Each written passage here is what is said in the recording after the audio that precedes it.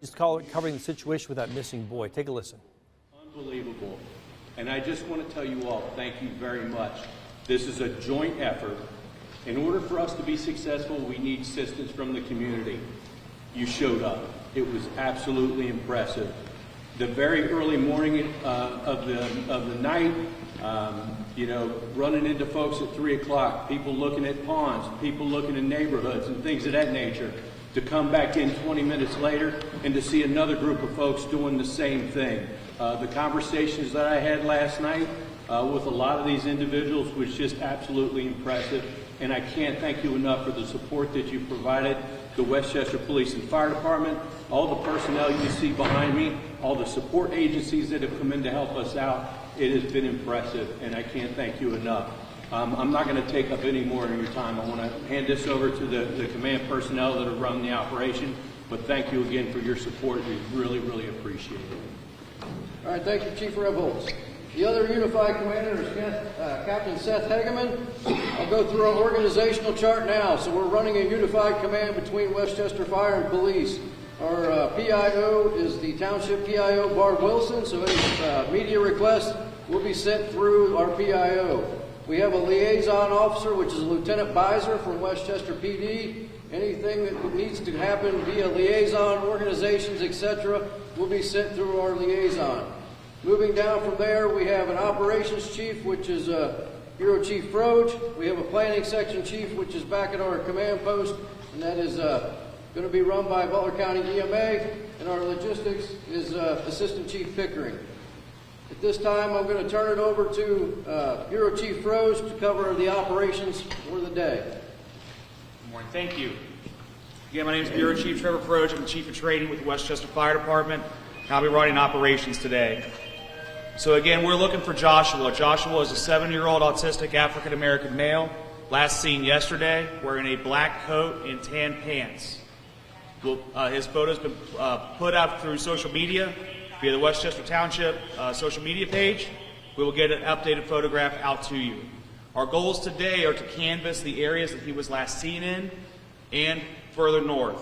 To accomplish that, we've broken up the geographical area, which is up to a 4-mile radius, into 5 different divisions. Each division will be led by a division group supervisor. In essence, they're going to be the boss of that area. For you guys, we are going to divide you up into what are called squads. You will have a squad number assigned, and you will report that squad number to your division supervisor.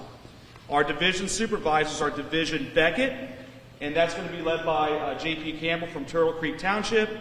Division R.E. Smith, led by Battalion Chief Dave Mainwaring. Division Liberty, led by Fire Chief Mike Wadagno. Division Fairfield, led by Battalion Chief Matt Lawley, and Division Windtree, led by Lieutenant Brian Asbron. Again, our goals today are to re-canvass areas and be boots on the ground. And again, to echo what Chief Hannafin stated earlier, having the community come out obviously leads to that support.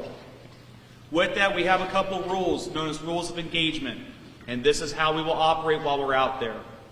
While the community's been notified last night through reverse 911 and other systems, having a big show of presence, we still want you guys, while you're out there, to make sure that we don't go into any yards unless we make contact with a homeowner first. So simply knock on a door, let them know you're there, and then you can go ahead and proceed through the yard. We just don't want any trespassing or anything like that going on. If you find any items of interest, also known as evidence, please don't touch those.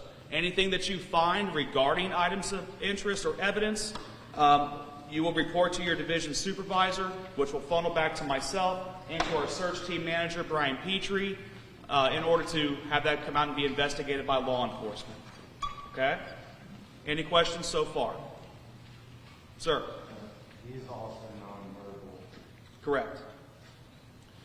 We have a number of USAR assets, so urban search and rescue assets that were out last night. We had drone capability and with FLIR capability. We've done infrared search of all those areas as well. So we've done a wide targeted search of the area as of last night. Now we're doing the same. All right, so as you were hearing him say, they're going to expand their search beyond where they were looking last night. Right. You heard the one gentleman asking, the little boy is nonverbal. So Nonverbal. they know the protocol for approaching a boy who may not be able to speak very easily. Right, exactly. And I know our Peyton Marshall, she's taking notes. She's out there. We're going to check in with her on the other side of this break, or just here in a few minutes. But stick with us right here. We're going to be back right after this.